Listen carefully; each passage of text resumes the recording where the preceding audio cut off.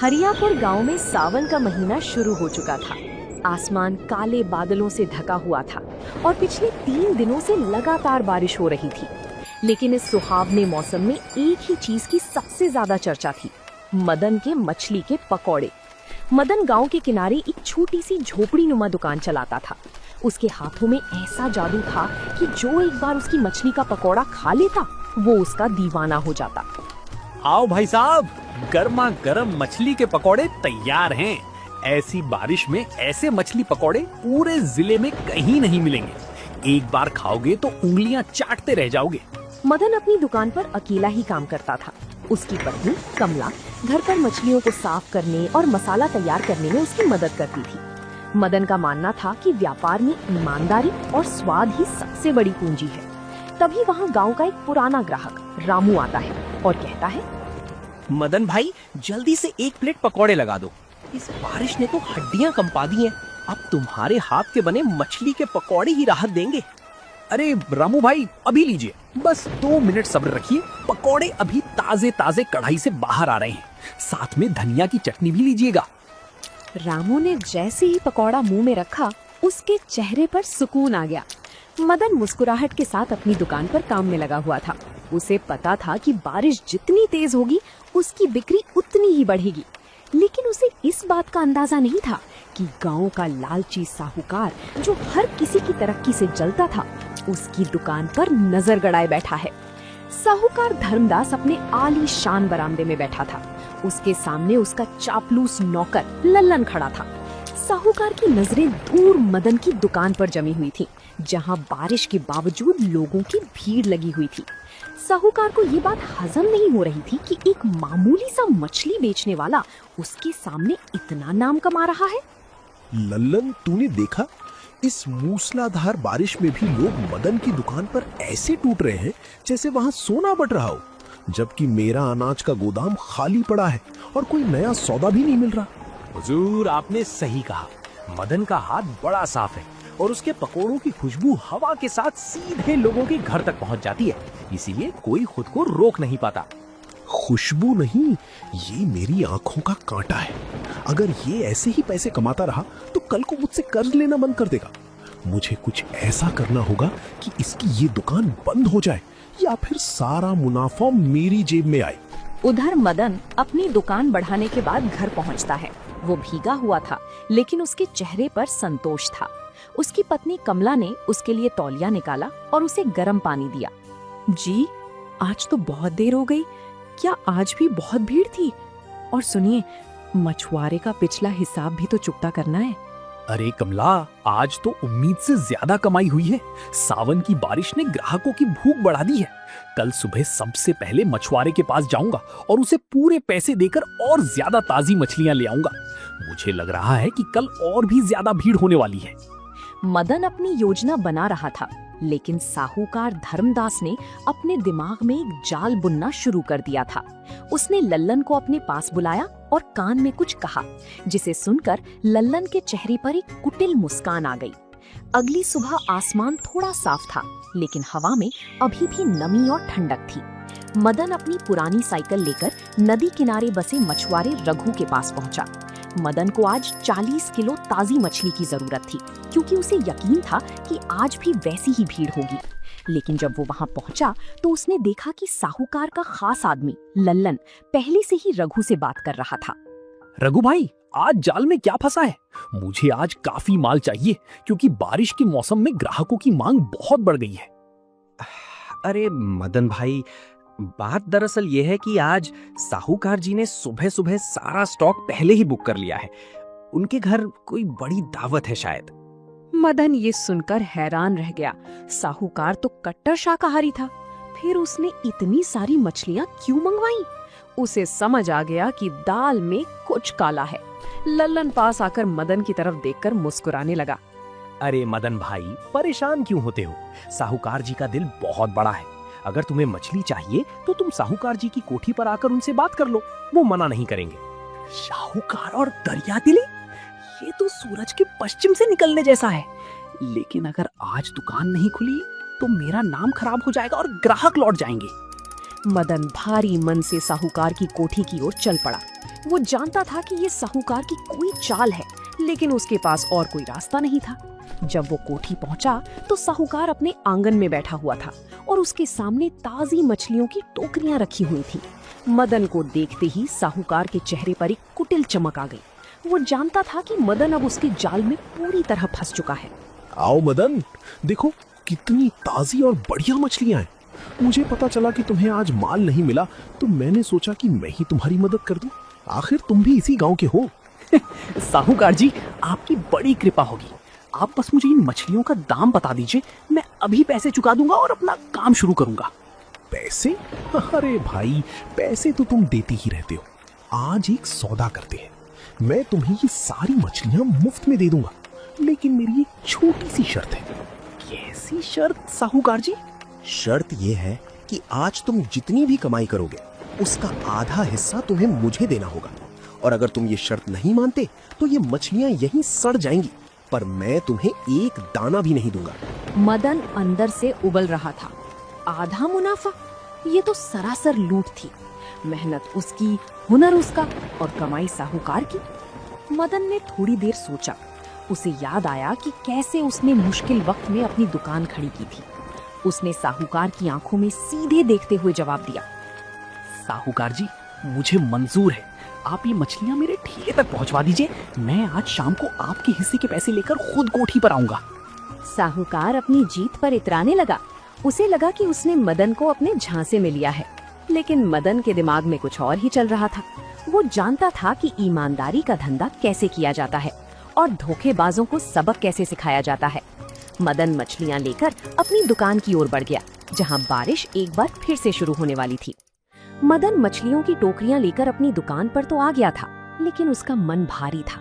उसे पता था कि अगर वो साहूकार को आधा मुनाफा देगा तो उसकी लागत भी नहीं निकलेगी। उसने घर जाकर कमला को सारी बात बताई। कमला पहले तो परेशान हुई, लेकिन फिर उसने मदन को तसल्ली दी। मदन ने कुछ देर सोचा और फिर उसके चेहरे पर एक चमक आ गई। कमला, साहूकार ने सोचा है कि वो मेरी मेहनत की कमाई खाएगा, लेकिन उसने मदन की चतुराई को कम आंका है। आज मैं दुकान पर पकौड़े तो बेचूंगा, लेकिन एक नए तरीके से। आप क्या करने वाले हैं? कहीं साहूकार को पता चला कि आप उसे धोखा दे रहे हैं तो वो गांव में आपका रहना मुश्किल न कर देगा। मैं उसे धोखा नहीं दूंगा, मैं बस अपने व्यवसाय का नियम बदल दूंगा। तुम बस जल्दी से अदरक और लहसुन का पेस्ट तैयार करो। आज पकौड़ों का स्वाद ऐसा होना चाहिए कि लोग खुद चलकर आएं। मदन ने अपनी दुकान पर पहुंचकर एक बड़ा सा बोर्ड लगाया। उस पर लिखा था, आज मछली के पकौड़े बिल्कुल मुफ्त, बस एक शर्त, अपनी इच्छा से इस दान पेटी के डिब्बे में दान दें। जैसे ही लोगों ने ये पढ़ा, पूरे गांव में खलबली मच गई। किसी को यकीन नहीं हो रहा था कि मदन मुफ्त में पकौड़े बांट रहा है। तभी वहाँ गांव का मुखिया आता है और कहता है, मदन, ये क्या पागलपन है? मुफ्त में खिलाओगे तो साहूकार का हिस्सा कहाँ से दोगे, और तुम्हारा घर कैसे चलेगा? मुखिया जी, बस आज का करिश्मा देखिए। बारिश का मौसम है, लोगों का मन खुश होना चाहिए। आप बस एक बार स्वाद चखिए, बाकी सब मुझ पर छोड़ दीजिए। जैसे ही कढ़ाई में मछली के पकौड़े तलने शुरू हुए, उनकी महक पूरे गांव की गलियों में तैरने लगी। लोग बारिश में छाता लेकर मदन की दुकान की तरफ दौड़ने लगे।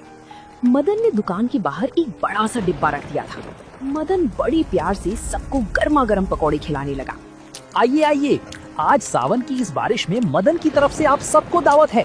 भरपेट खाइए और अगर मन करे तो उस डिब्बे में कुछ डालते जाइएगा, ताकि कल भी हम आपके लिए ताजी मछली ला सकें। वाह मदन भाई, पकौड़े तो लाजवाब हैं, और तुम्हारी ये दरिया दिली देखकर दिल खुश हो गया। ये लो मेरी तरफ से इस नेक काम के लिए छोटा सा योगदान। ग्राहक ने चुपचाप डिब्बे में 50 रुपए डाल दिए, जबकि पकौड़ों की एक प्लेट की कीमत केवल 30 रुपए हुआ करती थी। धीरे धीरे भीड़ इतनी बढ़ गई कि मदन के हाथ कम पड़ने लगे। लोग मुफ्त के नाम पर आए थे, लेकिन मदन का व्यवहार और स्वाद देखकर कोई भी खाली हाथ नहीं जा रहा था। कोई 20 डाल रहा था तो कोई 100 का नोट। साहूकार जी, आपने मेरा मुनाफा मांगा था ना? अब देखिए, इस डिब्बे में जो है वो दान है, कमाई नहीं। व्यापार की भाषा में इसे उपहार कहते हैं, और उपहार पर किसी का हक नहीं होता।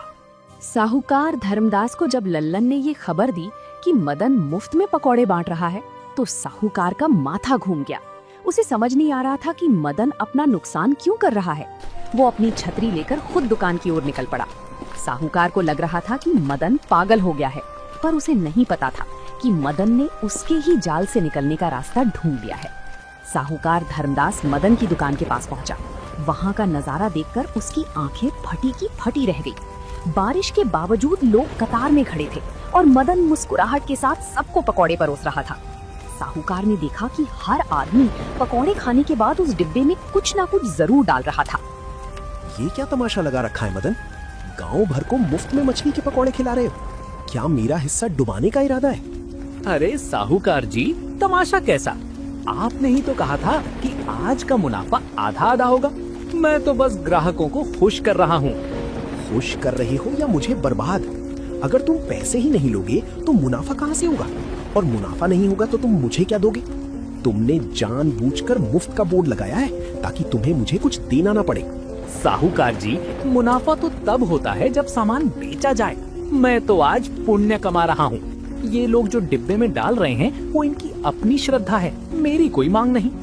अब पुण्य का आधा हिस्सा तो मैं आपको नहीं दे सकता, वो तो सीधे ऊपर वाले के खाते में जाता है। साहूकार गुस्से से लाल पीला हो गया। उसे समझ आ गया कि मदन ने उसे उसी के खेल में मात दे दी है, पर उसके मन में बदले की आग और तेज हो गई। रात के 2 बज रहे थे। बारिश अब धीमी हो गई थी। मदन दुकान बढ़ाकर घर जा चुका था, लेकिन वो अपना वो दान का डिब्बा दुकान के अंदर ही छोड़ गया था। साहूकार की कोठी पर साजिश रची जा रही थी। साहूकार ने लल्लन को एक काला कपड़ा थमाया। लल्लन, उस डिब्बे में आज कम से कम 10-15 हजार रुपए होंगे। अगर मदन मुझे आधा हिस्सा नहीं दे रहा तो मैं पूरा हिस्सा खुद ले लूंगा। जा और वो डिब्बा उठा कर लिया। किसी को कानों कान खबर नहीं होनी चाहिए। हुजूर, काम पक्का समझिए। इस अंधेरी रात और बारिश के शोर में किसी को पता भी नहीं चलेगा कि कब संदूक साफ हो गया। लल्लन दबे पांव मदन की दुकान की ओर बढ़ा। उसने दुकान की कच्ची दीवार के पीछे से रास्ता बनाया और अंदर दाखिल हो गया। उसने देखा कि डिब्बा वहीं रखा था। लल्लन ने डिब्बे को उठाकर कोठी की तरफ भागने लगा। उसे लग रहा था कि आज उसकी और साहूकार की किस्मत चमकने वाली है। मालिक, ये देखिए, पूरा का पूरा माल उठा लाया हूँ। बहुत भारी है, लगता है आज तो चांदी ही चांदी है। साहूकार की आंखों में लालच की चमक थी। उसने जल्दी से डिब्बे का ढक्कन खोला, लेकिन जैसे ही उसने अंदर हाथ डाला तो वो चौंक गया। साहूकार ने हाथ बाहर निकाला तो उसकी उंगलियों पर चिपचिपी स्याही और कुछ कंकड़ लगे थे। डिब्बे में ऊपर तो थोड़े बहुत पैसे थे, लेकिन नीचे सिर्फ भारी पत्थर भरे हुए थे। तभी लल्लन ने डिब्बे के नीचे चिपका हुआ एक छोटा सा कागज देखा। मालिक, ये देखिए, इस पर कुछ लिखा है। साहूकार जी, दान का पैसा मंदिर की तिजोरी में सुरक्षित पहुंचा दिया गया है। चोरी की नीयत रखने वालों के लिए इसमें केवल पत्थर और काली स्याही है। साहूकार को अब समझ आया कि मदन ने शाम को दुकान बढ़ाते वक्त ही सारा असली पैसा निकाल दिया था। साहूकार की उंगलियों पर लगी वो काली स्याही ऐसी थी जो हफ्तों तक छूटने वाली नहीं थी। यानी अब साहूकार का चेहरा उसकी चोरी की गवाही खुद देने वाला था। उस मछली वाले ने मुझे कहीं का नहीं छोड़ा।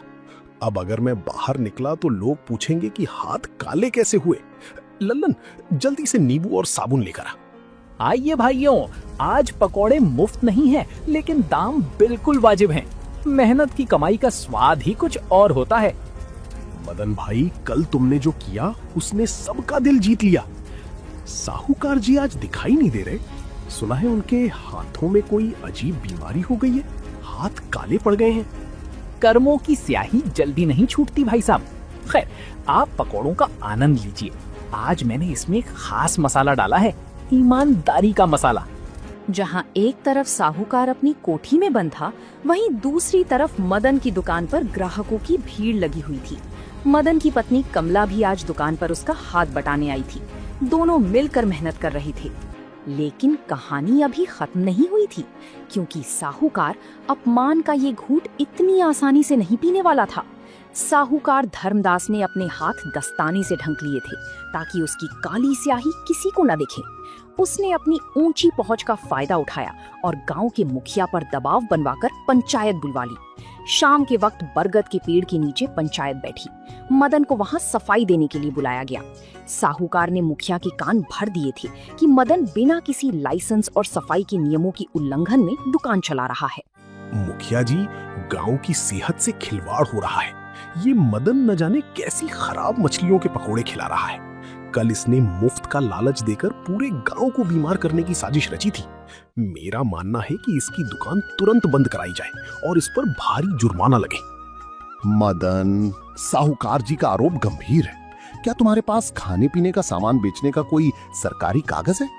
और तुम इतनी भीड़ में सफाई का ध्यान कैसे रखते हो? मुखिया जी, मैं एक छोटा सा दुकानदार हूँ, साहूकार जी की तरह बड़ी कोठी का मालिक नहीं। रही बात सफाई की, तो गांव का हर इंसान जानता है कि मेरी दुकान की मछलियां ताजी होती हैं। साहूकार जी को कल मेरी दुकान से बहुत लगाव था, आज अचानक नफरत कैसे हो गई? साहूकार ने एक सरकारी दिख वाला कागज मेज पर पटका। उसने कहा कि उसने शहर से जांच अधिकारी बुलाए हैं जो मदन की दुकान का मुआयना करेंगे। मदन समझ गया कि साहूकार ने अधिकारियों को पैसे देकर अपनी तरफ कर लिया होगा। पूरे गांव में सन्नाटा पसर गया। सबको लगा कि अब मदन की दुकान सच में बंद हो जाएगी। अगले दिन बारिश फिर से शुरू हो गई। साहूकार 2 सूट बूट वाले अधिकारियों को लेकर मदन की दुकान पर पहुंचा। गांव वाले दूर खड़े होकर तमाशा देख रहे थे। साहूकार के चेहरे पर जीत की मुस्कान थी। उसे पक्का यकीन था कि अधिकारी मदन की दुकान में कमियां निकाल देंगे और उसे सील कर देंगे। तुम मदन हो? अपनी दुकान के बर्तन और मछलियों का स्टॉक दिखाओ। हमें खबर मिली है कि तुम नियमों का पालन नहीं कर रहे हो। साहब, मैं तो गरीब आदमी हूँ, जो कुछ है आपके सामने है, आप खुद जांच कर लीजिए। अधिकारियों ने दुकान का कोना कोना छान मारा। उन्होंने कढ़ाई का तेल चेक किया, चटनी की शुद्धता देखी और मछलियों की ताजगी की जांच की। साहूकार बगल में खड़ा होकर बार बार उन्हें इशारा कर रहा था कि कुछ गलत ढूंढें। तभी एक अधिकारी की नजर उस बर्तन पर पड़ी जिसमें मदन ने बारिश का पानी इकट्ठा करने का इंतजाम किया हुआ था, ताकि दुकान के बाहर की गंदगी साफ की जा सके। साहूकार जी, आपने हमें यहाँ क्यों बुलाया? हमने पूरे जिले में ऐसी साफ सुथरी और व्यवस्थित छोटी दुकान नहीं देखी। तेल बिल्कुल ताजा है और मछलियाँ आज ही की पकड़ी हुई हैं। यहाँ तक कि इन्होंने बारिश के पानी के निकास का भी बेहतरीन इंतजाम किया है। पर साहब, वो लाइसेंस? छोटे विक्रेताओं के लिए जो नियम है, मदन उनका पूरा पालन कर रहे हैं। बल्कि हमें तो इन्हें सम्मानित करना चाहिए कि इस मौसम में भी ये लोगों को शुद्ध भोजन दे रहे हैं। साहूकार का चेहरा एक बार फिर उतर गया। उसे समझ नहीं आया कि जिस अधिकारी को उसने पैसे देने का वादा किया था, उसने मदन की तरफदारी क्यों की। पंचायत और जांच में हारने के बाद साहूकार धर्मदास अपने घर में दुबक कर बैठ गया। शर्मिंदगी और गुस्से की वजह से उसकी तबीयत बिगड़ने लगी। उसे तेज बुखार हो गया और अजीब बात ये थी कि उसे कुछ भी खाने का मन नहीं कर रहा था। गांव के हकीम ने कहा कि ये मानसिक तनाव और कमजोरी की वजह से है। साहूकार की पत्नी ने बहुत कोशिश की, लेकिन साहूकार ने 2 दिनों से अन्न का एक दाना भी नहीं चखा था। जब ये खबर मदन तक पहुंची तो उसने कुछ अलग करने का सोचा। जी, आपने सुना? साहूकार जी बीमार पड़ गए हैं। लोग कह रहे हैं कि उनके पापों का घड़ा भर गया है।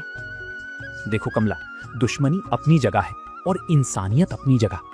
साहूकार ने जो किया वो उसका कर्म था, लेकिन अगर कोई बीमार है तो हमें उसकी मदद करनी चाहिए। मैं उनके लिए कुछ खास बनाऊंगा।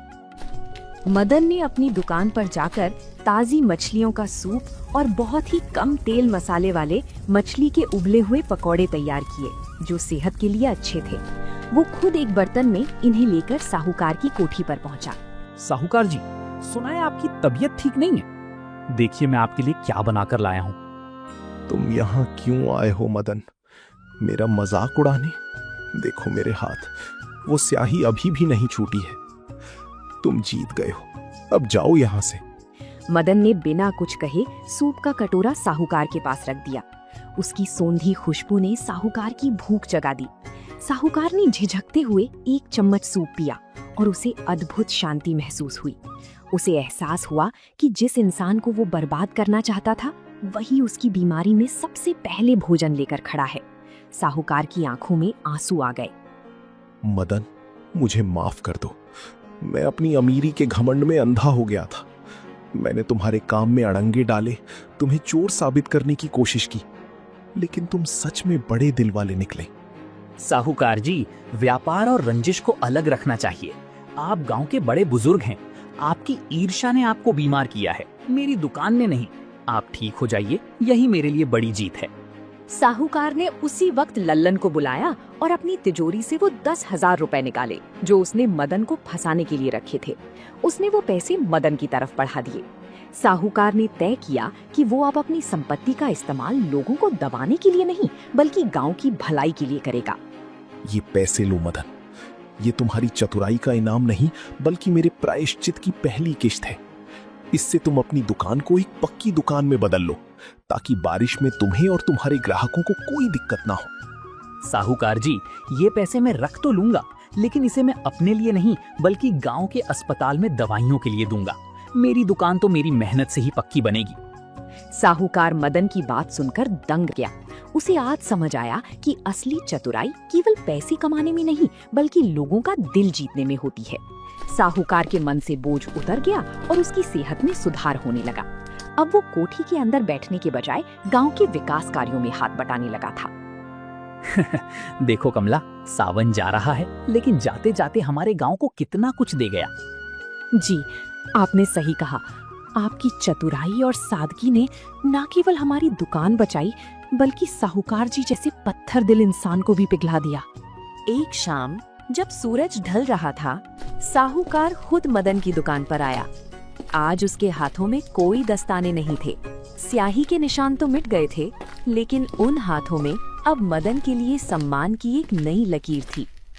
साहूकार ने सबके सामने घोषणा की, भाइयों, आज से मदन की ये दुकान केवल एक ठेला नहीं बल्कि हरियापुर की शान के नाम से एक पक्की दुकान बनेगी और इसका उद्घाटन गांव का सबसे ईमानदार व्यक्ति मदन खुद करेगा। साहूकार जी, ये तो आपका बड़प्पन है। मैं तो बस एक मामूली मछली पकौड़े बेचने वाला हूँ। मेरा काम तो बस लोगों को स्वाद देना है। जिसके बाद मदन ने अपनी नई पक्की दुकान की शुरुआत की। आज भी बारिश हो रही थी, लेकिन अब किसी को भीगने का डर नहीं था। दुकान के ऊपर एक बड़ा सा शेड बन गया था, जिसके नीचे गांव के लोग आराम से बैठकर मछली के पकौड़ों का आनंद ले रहे थे।